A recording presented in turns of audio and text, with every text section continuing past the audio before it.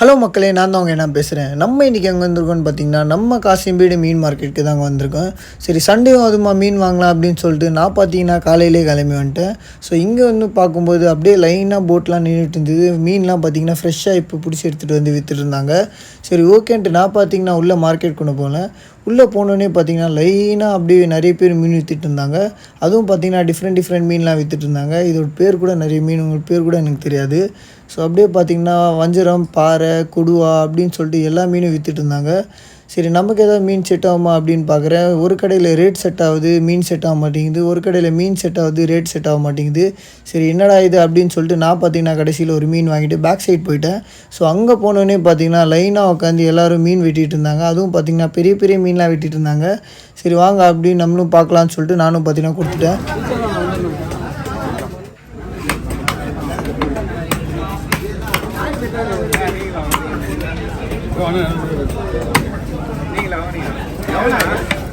ஆயிரத்தி 600 இந்த மீன் ஏலத்தில் எடுத்து இந்த மீன் தான் கிடைக்காது.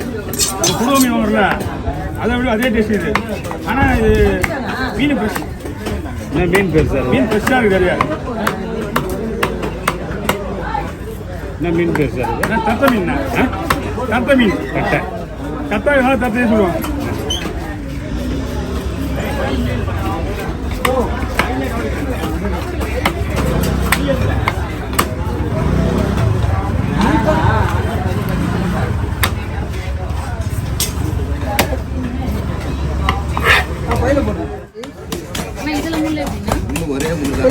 கால் பண்ணிருந்தேன்.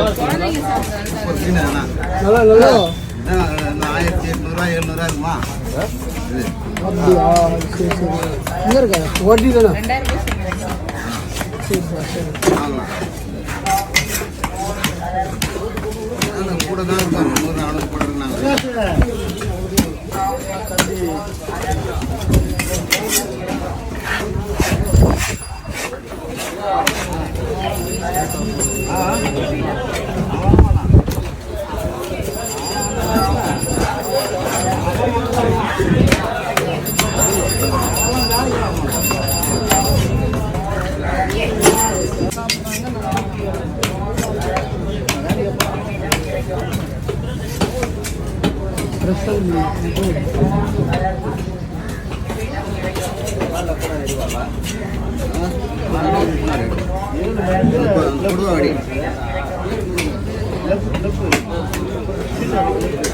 சரி பகவான் ரவுண்ட்